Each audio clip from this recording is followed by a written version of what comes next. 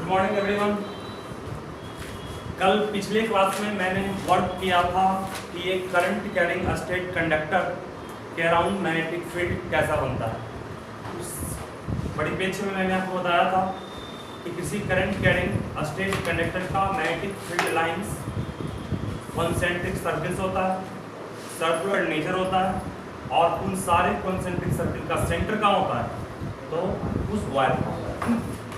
उसके बाद मैंने आपको बताया था कि उस कॉन्सेंट्रिक सर्कल्स के फॉर्मेशन का पैटर्न किस साइड से मतलब घूमेगा, उसके लिए मैंने आपको किस रूल को बताया था।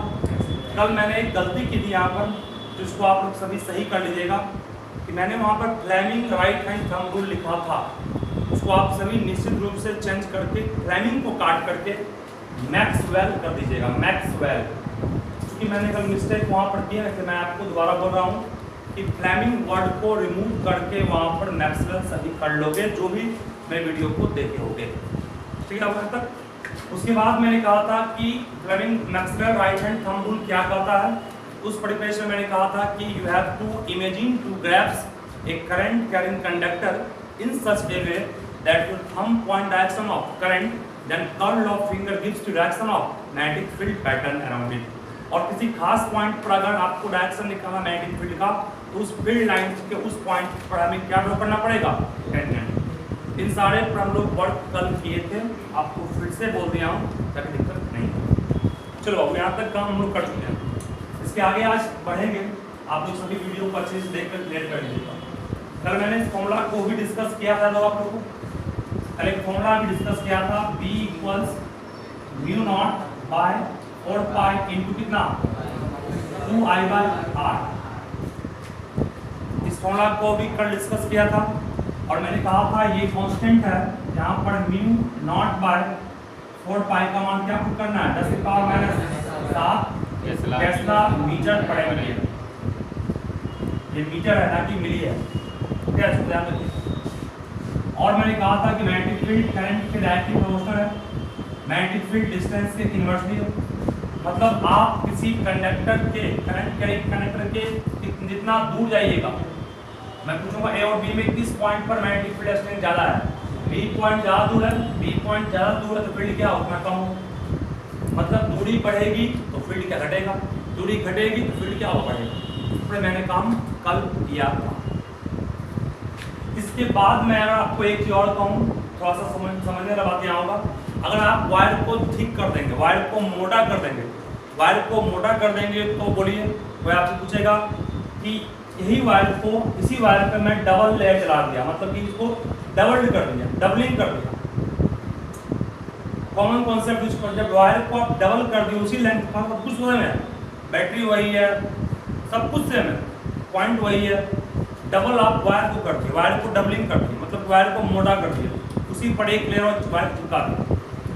तब क्या होगा, तब वायर की मोटाई बढ़ गई, वायर की मोटाई बढ़ गई तो रेजिस्टेंस घट गया, रेजिस्टेंस घट गया तो करंट बढ़ गया, करंट बढ़ गया तो मैग्नेटिक फील्ड बढ़ गई। नहीं, इसका मतलब वायर की मोटाई को बढ़ा करके भी आप इस चीज़ को बढ़ा सकते हैं, मैग्नेटिक फील्ड। ठीक है, इसको हम रिलेट कर दे इसलिए ताकि दिक्कत नहीं हो, अगर कोई क्वेश्चन बेस्ट इस टाइप का है। ठीक है, सारे चीज़ को अच्छे से याद करिए। फॉर्मूला न्यूमेरिकल से काम के लिए है और ये रिलेशन जो निकालना है वो इसी फॉर्मूला से ही डेराइव किया है। बुक में सिर्फ लिख दिया है कि magnetic field strength depends on the amount of current flowing in the conductor, but how this is comes from this formula.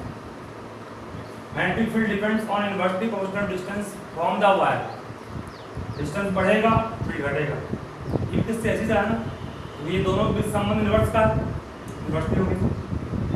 ठीक है, ए और बी में किस पॉइंट पर ज़्यादा फील्ड होगा, कहेंगे कि अगर बी मतलब field at B, magnetic field at A, बड़ा कौन है, ए बड़ा होगा, बी छोटा। इन सारे चीज़ को आप अच्छे से ध्यान रखिए। ठीक है, सब पर काम कर चुका हूँ मैं, फिर दोबारा एक बार बोल दिया हूँ ताकि दिक्कत समझने में किसी को भी नहीं। इसके अलावा कल मैं और कहा था कि इसी रूल का एक अल्टरनेटिव भी है, जिसको हम लोग मैक्सवेल कॉर्क अस्क्यू रूल कहेंगे, कॉर्क अस्क्यू रूल। ये किसका अल्टरनेटिव है, ये अल्टरनेटिव है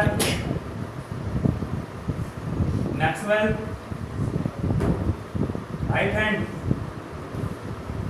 थंब रूल का क्या, Maxwell right hand thumb rule का अल्टरनेटिव मतलब अगर इसको यूज नहीं कर पा रहे हैं तो उसको यूज कर लेंगे। कैसे, कल मैं इसको पढ़ाया था लोग, अगर कोई आपके पास स्क्रू है, स्क्रू मतलब जो कसते हैं ना वो जो टूट कर वो नहीं, उसको निकाला जाता है, ये किया जाता है।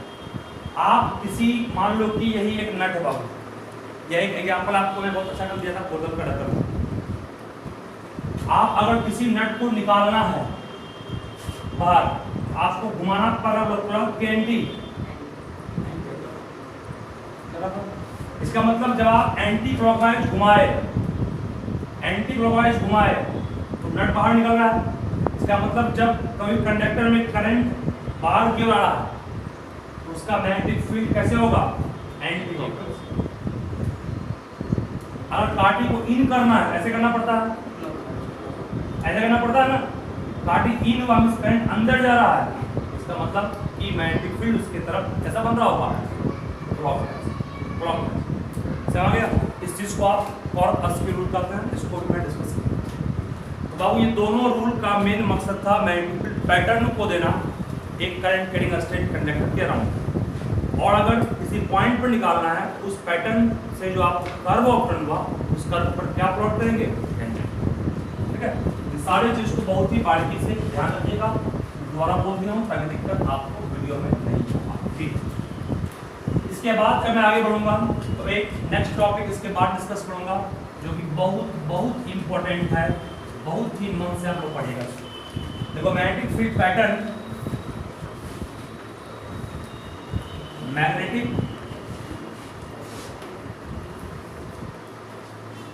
Field pattern due to magnetic field pattern due to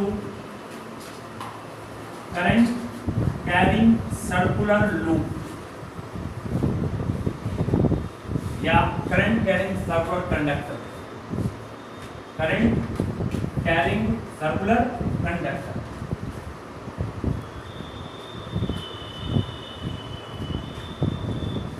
एकदम सिंपल है, इसको आप समझिए कैसे बनता है। मतलब कि मैं स्टेट पर काम किया हूँ, मैग्नेटिक फील्ड पैटर्न कैसा बनता है, कॉन्सेंट्रिक बनता है, सेंटर वाइड होगा, इन सब पे काम कर चुके हैं, क्लियर एग्जाम में आता होगा उसका। आप सबसे पहले तो एक सर्कुलर लूप ले लीजिए, this is a circular loop,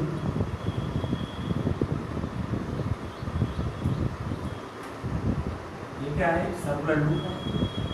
इस लूप के दोनों एंड को, लूप के दोनों एंड को हमें जोड़ देना है बैटरी के टर्मिनल से, क्योंकि करंट कैरिंग ये तभी कराएगा जब इसमें करंट देंगे। करंट देने के हमारे पास सोर्स कौन है, बैटरी है। करंट दिए, करंट गया, करंट इन करने ही वाला है, करंट इन कर गया, करंट गया, फिर करंट इस तरह लौटा, फिर वापस लौटा, फिर इनसाइड। कोई प्रॉब्लम किसी को? करंट कैरिंग कंडक्टर जो सर्कुलर शेप में है उसमें करंट फ्लो होगा। ये क्या बाबू, तो ये इसका सेंटर है, इसका लूप। करंट को देने के लिए बैटरी जोड़ना पड़ता है। अब मैं यहाँ पर एक चीज बोलने जा रहा हूँ, अर्थ, एक आर्गुमेंट दे रहा हूँ। अर्थ का शेप कैसा है, अर्थ का शेप को अर्थ के जिस पोर्शन पे आप रह रहे हैं वो कैसा है, स्फेरिकल दिखाई पड़ता है क्या, नहीं, वो बिल्कुल प्लेन दिखाई पड़ता है, क्योंकि अर्थ बहुत बड़ा है। उसका इनफाइनाइटेसली स्मॉल पार्ट जो होगा बहुत ही छोटा होगा और एक प्लेन रूप में काम करेगा। आपके पास एक बहुत बड़ा नहीं कर सकते हैं, मान लीजिए कोई भी बैंगल से चूड़ी या फिर कोई कड़ा पहनते वो, उसका स्मॉल पोर्शन, छोटा सा पोर्शन जो होगा, ठीक है, या स्मॉल पोर्शन बोलो कैसा लग रहा है आपको देखने में, स्ट्रेट दिखाई पड़ता है, हाइपरबाइजन। A small portion of a circle act as a but a straight line। इसका मतलब कर सकते हैं एक सर्कुलर लूप का स्मॉल सेगमेंट, सेगमेंट मतलब टुकड़ा, वो किस रूप में बिहेव करेगा, बिहेव करेगा स्ट्रेट लाइन में। यहाँ पर पहले मैं लिखूंगा कि the small segment of the current carrying circular conductor is act as a straight wire, क्या देगा ना, एक स्ट्रेट वायर के रूप में काम करेगा, बिल्कुल करेगा। एग्जाम्पल भी आप ले सकते हैं बहुत सा, एक बहुत ही सर्किल मान लो है, उसका बहुत छोटा पार्ट एक स्ट्रेट लाइन के रूप में काम करेगा, ठीक है, समझ रहे हो इस चीज को। एक स्मॉल पार्ट जब लेंगे किसी भी सर्कुलर रीजन का, वो एक स्ट्रेट लाइन बन जाता है। इसके अलावा एग्जाम्पल आपको दिए हम किसका, अर्थ का। अर्थ तो बिल्कुल कर्व है, लेकिन आप जहाँ रह रहे हैं वो आपको बहुत दूर दूर तक कर्व दिखाई नहीं पड़ता है, लगता है बिल्कुल प्लेन लगता है, उसी सापेक्ष में इसको लिया गया।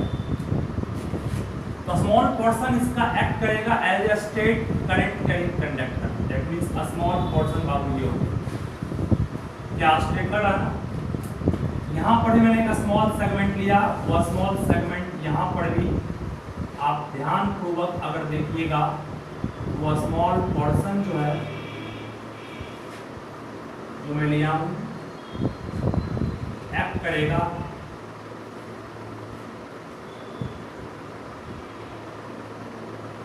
As a current carrying conductor. सही आता है ना, दोनों स्मॉल पोर्शन स्मॉल सेगमेंट आमने सामने लिया, जो स्मॉल पोर्शन जो है वो किस रूप में दिखा रहा है। अगर इस पूरे सर्किल की लंबाई L है तो इस छोटे से लेंथ को कहते हैं DL, डेल्टा। पूरे सर्किल की लंबाई L है, बहुत छोटे पार्ट को क्या कहते हैं, मैथ में DL कहते हैं, मैथ में इवन फिजिक्स में इनको DL कहते हैं, क्योंकि मैथ से ही बनता है फिजिक्स। सॉरी पढ़िएगा आप लोग से, आप एक डिस्टेंस S कवर किए तो स्मॉल डिस्टेंस को क्या कहते हैं, बहुत स्मॉल डिस्टेंस को DS। एक टेम्परेचर T है, बहुत कम तापमान T, ठीक है, D मींस बहुत ही छोटा पार्ट, ठीक है। इसको आप चलिए दोनों स्मॉल पोर्शन पर। अब बोलो ये किस रूप में एक्ट कर रहा है, एक लाइन के रूप में, भैया स्ट्रेट करंट कैरिंग कंडक्टर हो गया इस पार्ट में, हो गया। जब इस पार्ट में यह स्ट्रेट करंट कैरिंग कंडक्टर हो गया तो मैं आपको स्ट्रेट करंट कैरिंग कंडक्टर का मैं पढ़ाया, तो इसको उसी पर सेट करने के लिए मैंने इसको इंसर्ट किया यहाँ पर, इसको स्मॉल सेगमेंट। स्मॉल सेगमेंट वाले कॉन्सेप्ट से करंट गया अपवर्ड, करंट अपवर्ड इस पोर्शन में, हम ऐसे इसका हो गया मैग्नेटिक फील्ड सर इस तरह। दिक्कत नहीं है बोलो किसी को, इतना बढ़ते बढ़ते बढ़ते बिल्कुल जब सेंटर पे आ जाएगा अप्रोक्सीमेटली क्या हो जाएगा, वो बढ़ रहा है, फैल रहा है, एक समय ऐसा आएगा कि बिल्कुल बिल्कुल स्ट्रेट कभी नहीं होगा, होगा तो कड़ भी उसका फिर स्मॉल पार्ट क्या होगा, एक बहुत बड़ा कड़ है तो ऊपर का स्मॉल पार्ट कैसा हो जाएगा, ये होगा बहुत बड़ा कड़ है और इतना बड़ा कड़ लिए उसका स्मॉल पार्ट कैसा स्ट्रेट नहीं है। तो यहाँ पर बीच में क्या दिखाई पड़ रहा है आपको, स्ट्रेट लाइन सेगमेंट दिखा।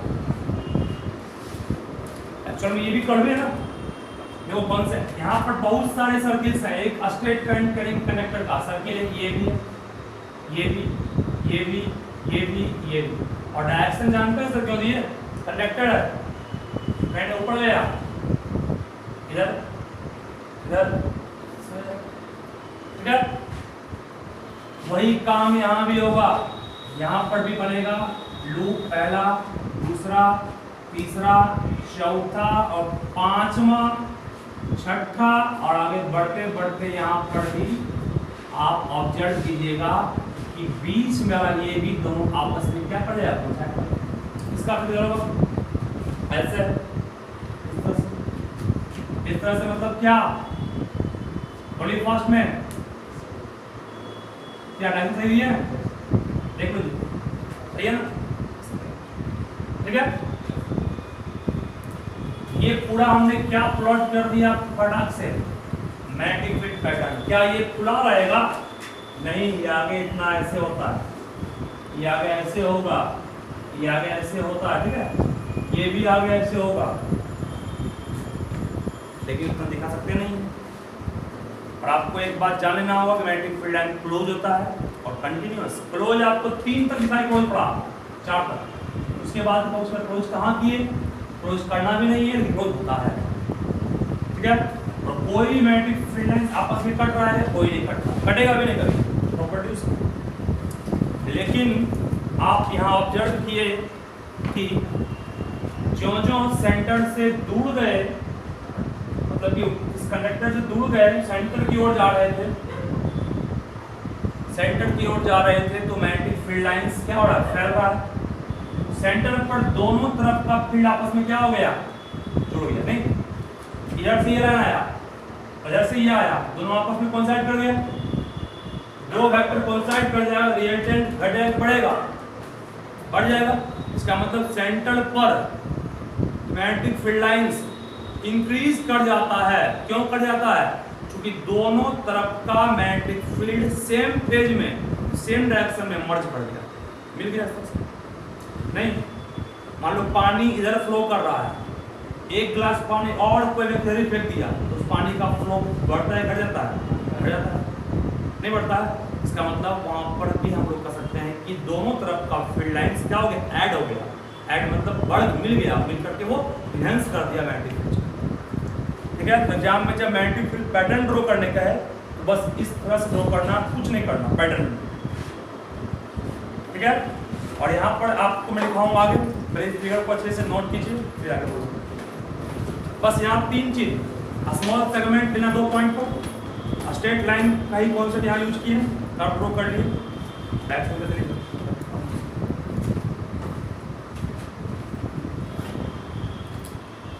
बैंच हिलाते रहते हैं। इसके बाद सब लिखोगे आगे clearly magnetic field is circular near the wire and it expands continuously and become what? Become a straight line at the center। क्या मैग्नेटिक फील्ड तार के करीब में बिल्कुल सर्कल है, और फिर सेंटर पे क्या हो गया? बढ़ते बढ़ते फैलते फैलते वो स्ट्रेट हो गया। ये एक्चुअल में स्ट्रेट होगा क्या? एक्चुअल में स्ट्रेट नहीं होगा, मैं पहले बोल चुका हूँ। वहाँ यहाँ का और बड़ा बनाया था, उसका स्मॉल सा रीजन लूप के अंदर होगा, वो स्ट्रेट होगा।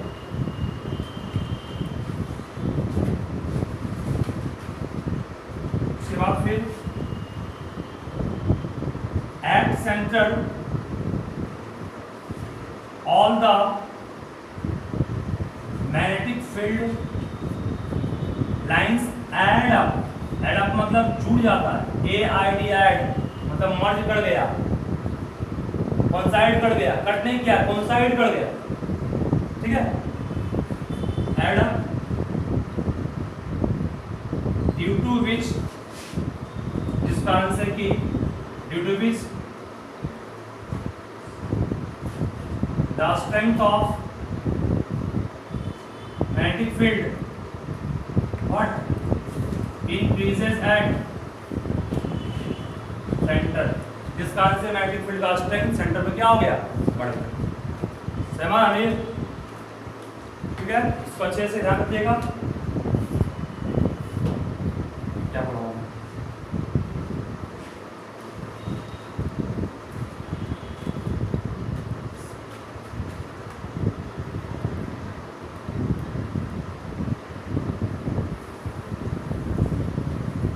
देख रहे हैं ना, यहाँ पर इस तरफ का भी फील्ड लाइन इधर ही है, इस तरफ का भी इधर ही है, दोनों आपस में जुड़ गया ना, जुड़े बढ़ गया। ठीक है, इन सारे चीज को याद रखोगे। आगे बढ़ो अब मैं अब उसके बाद अगला टर्म डिस्कस कर रहा हूँ बेटा उसे मैं। चलो अब आइए इसके बाद जाता हूँ सेशन में। फिगर एग्जाम के लिए ध्यान रखिएगा, फिगर एग्जाम को पूछता है, कंफर्म करना चाहिए। अब एक और तरीका, एक circular loop current carrying conductor है ना? क्या है? करंट। मेरा बहुत ही आसान सा ट्रिक है, उस ट्रिक को आप बस याद रखिए, कष्ट कहीं नहीं है। इस लूप में करंट क्लॉकवाइज फ्लो किया कि एंटी क्लॉकवाइज? ये सर्कुलर लूप है बाबू, सर्कुलर लूप, कुछ नहीं करना है। इस लूप में करंट क्लॉकवाइज किया कि एंटी क्लॉकवाइज? क्लॉकवाइज। दोनों सर्कुलर लूप है, लूप मतलब जानते ही हो, current carrying circular loop, current carrying circular loop, CC आगे होती है। चलिए ध्यान देना, जो आपको हम पढ़ाए थे मैक्सवेल का राइट हैंड थंब, उसको उलट दो। उलट दो मतलब क्या? थंब वहां हो जाएगा, मैग्नेटिक फील्ड कट हो जाएगा करंट, ठीक है? क्योंकि ये मैग्नेटिक फील्ड प्रोड्यूस करता है मैग्नेट, और मैग्नेट तो पोल होगा ही होगा।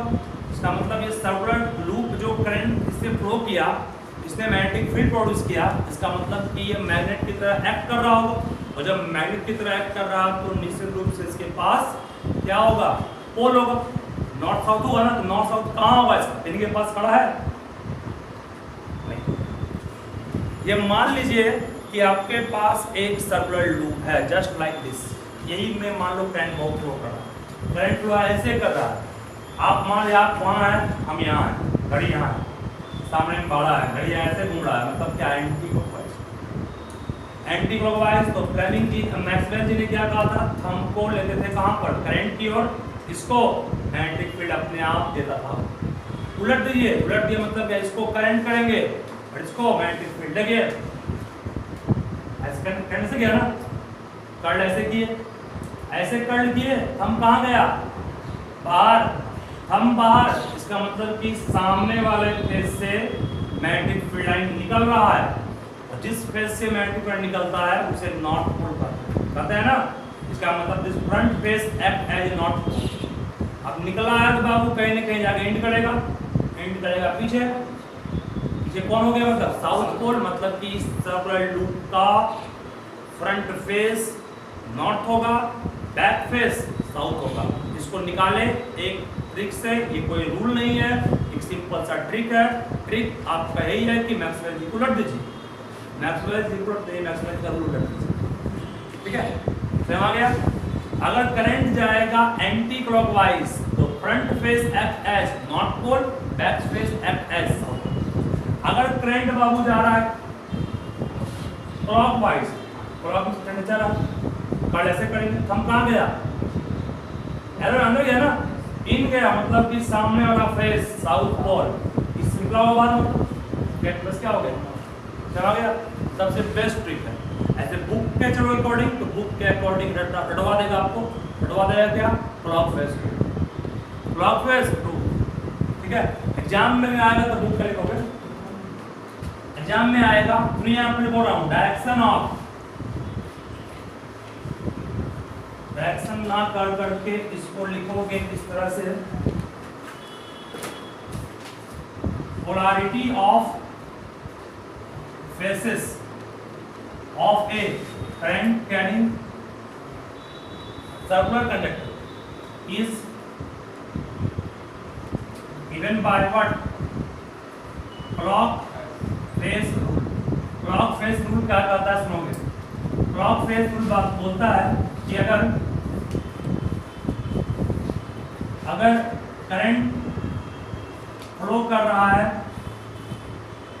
कैसे करंट फ्लो कर रहा है? कैसे? Anti clockwise. तो फ्रंट फेस एक्ट करेगा कैसा? एन का, एन मतलब नॉर्थ।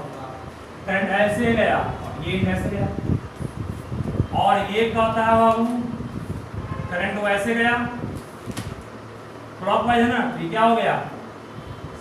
क्या बना अंदर में? समझा? मतलब कि ये कहना चाहता है कि अगर करंट फ्रंट फेस में फ्लो कर रहा है एंटी क्लॉकवाइज, तो वो फ्रंट फेस एक्ट करेगा किस पोल में? नॉर्थ पोल, क्लॉकवाइज फ्लो करेगा तो साउथ। ये फिगर ड्रॉ करके आपको उसको लिखना पड़ेगा। When current in a circular loop flows in anti clockwise direction, then front face act as a north pole while the back face act as a and vice versa का उल्टा। ठीक है, यही क्लॉक फेस उल्टा। इस rule को आप याद कर सकते हैं फिगर से भी। ठीक है, कब बना कर जाओ ना, एंड बन गया मींस नॉर्थ पोल, एस बना मींस साउथ पोल, ऐसे ही एरो है यहाँ पर। सबसे बेस्ट आपको ट्रिक दिए हैं मैक्सवेल का उल्टा। हर जगह मान लो यहाँ पड़ी है, ये ऐसे लूप पर करंट भी चला ऐसे, ऐसे गया करंट, कड़ से थंब का आवाज front face back face, loop ऐसे रख दिए, यहाँ रखना है, करंट गया ऐसे इसमें, कड़ से करेंगे थंब कहाँ गया नीचे, बैक अंदर फेस, अंदर फेस, इसको ऐसे रखे हैं, करने से फ्लो कर रहा है, ऐसे किया हम ऊपर सामने फेस। मतलब आपके दृष्टिकोण पर भी डिपेंड करेगा कौन सा पोल होगा, ऊपर नीचे सब में चेंज कर सकता है, इधर आगे पीछे। ठीक है, हर जगह ये एप्लीकेबल। चेक कर लीजिए आप, यहाँ से चेक कर लीजिए, यहाँ से करंट ऐसे गया, ऐसे गई, थंब कहाँ बाहर, नॉट करंट बोलो ऐसे फ्लो कर रहा है, ऐसे किया, ऐसे किए, हम कहाँ गया नीचे, कौन सा फ्लो ये, वही मानो इसको ऐसे कर, यहाँ कैसे गया करंट, ऐसे गया। ठीक है, बस ये फिंगर और कर्ड 2 in 1 काम कर दिया, मैक्सवेल भी काम कर दिया, यहाँ भी काम कर दिया। और ये रूल पे याद, ये रूल इसको कहते हैं रटंत विद्या, रट लीजिए इसको। अगर एंटी क्लॉकवाइज तो क्या होगा, क्लॉकवाइज तो क्या होगा, अब वो आपका हर जगह काम करना चाहिए। ठीक है ना, अगर करंट एंटी क्लॉकवाइज तो नॉर्थ पोल, क्लॉकवाइज तो साउथ पोल, कौन सा फेस, फ्रंट फेस। ठीक है, यही क्लॉक फेस रूल होता है। इन्हें कोई कष्ट इसमें नहीं है, चलो इसको अच्छे से नोट कर लोगे। और स्टेटमेंट आप हमसे बेहतर स्टेटमेंट बुक से भी छाप सकते हैं। ठीक है, एग्जाम में पूछता है कि by which rule we can detect the polarity of the current carrying circular loop, बोलना पड़ेगा क्या आपको, clock face rule। नहीं बोलेगा reciprocal law of Maxwell right hand thumb, ऐसा नहीं बोलेगा। समझ गए ना, डाउन से ना इसको अच्छे से सब नोट कर लो आप। और एक लास्ट थिंग डिस्कस करूंगा जो कि इंपॉर्टेंट होगा,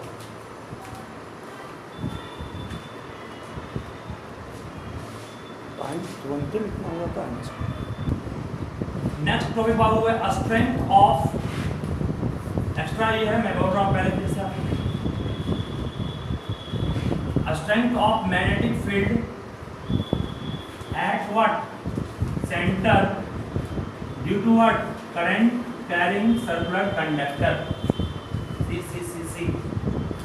एक current carrying state circular conductor के में करंट कैसे भी फ्लो कर रहा है उससे मतलब नहीं, उसका रेडियस कितना है r। Let R be what radius, magnetic field at center पर magnetic field का स्ट्रेंथ का फॉर्मूला होगा U0 by 4 pi into 2 n pi I by r। क्या होगा 2n pi I by r, 2n pi I by r। एक minute, तो यहाँ पर नहीं होता है,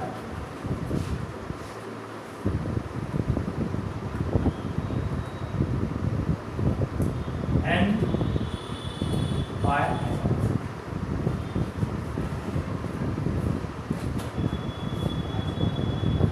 ठीक है, सभी ध्यान रखें। यहाँ पर भी ध्यान दो क्या बोलना चाह रहे हैं।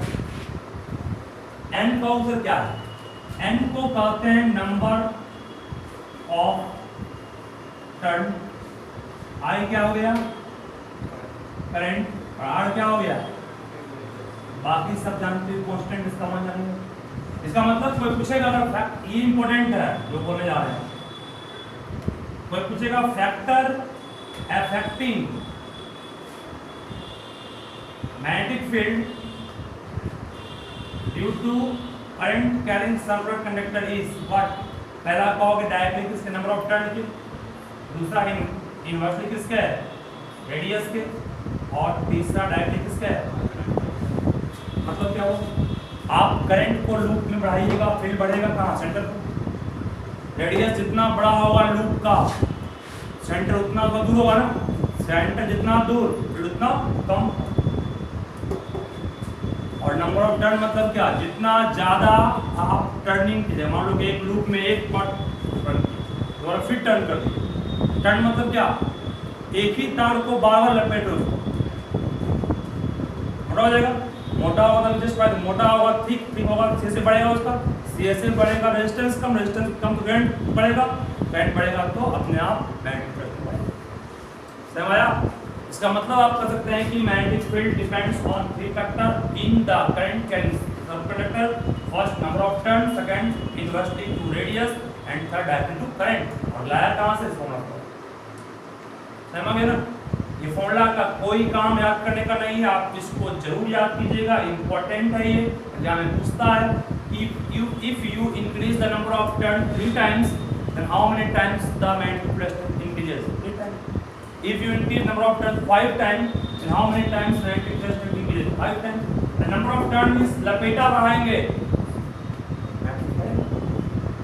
क्यों का जवाब सब दे चुके हैं। लपेटा बढ़ा तो सीएससी बढ़ा, सीएससी बढ़ा तो रेजिस्टेंस कम हुआ, रेजिस्टेंस कम हुआ तो करंट बढ़ा, करंट बढ़ा तो क्यों सर, करंट बढ़ा तो क्या हुआ, मैग्नेटिक फोर्स बढ़ा, मैग्नेटिक फोर्स बढ़ेगा तो मैग्नेटिक बढ़ना ही बढ़ेगा। ठीक है, इस चीज को आप बस अच्छे से ध्यान रखिएगा। जो बोला हूं ये इंपॉर्टेंट नहीं है, ये इंपॉर्टेंट जो लिखा हूं नीचे ये है, इसको आप नोट कीजिएगा, इसको नहीं नोट करनी।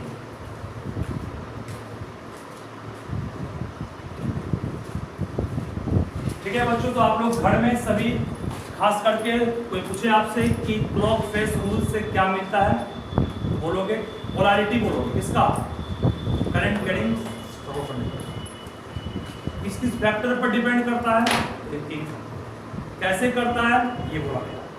सारे चीज को अच्छे से ध्यान रखिएगा, डाउट कहीं भी हो तो नेक्स्ट क्लास में पूछिए। थैंक यू, आज के लिए इतना ही। सबों को मैं कह रहा हूँ जो क्लास तो लगभग आ ही रहे हो, जो नहीं आ रहे हो वो कॉपी पर जरूर नोट करोगे, उसको डाउट जहाँ भी हो उसको आप व्हाट्सएप पर पूछिए। थैंक यू आज।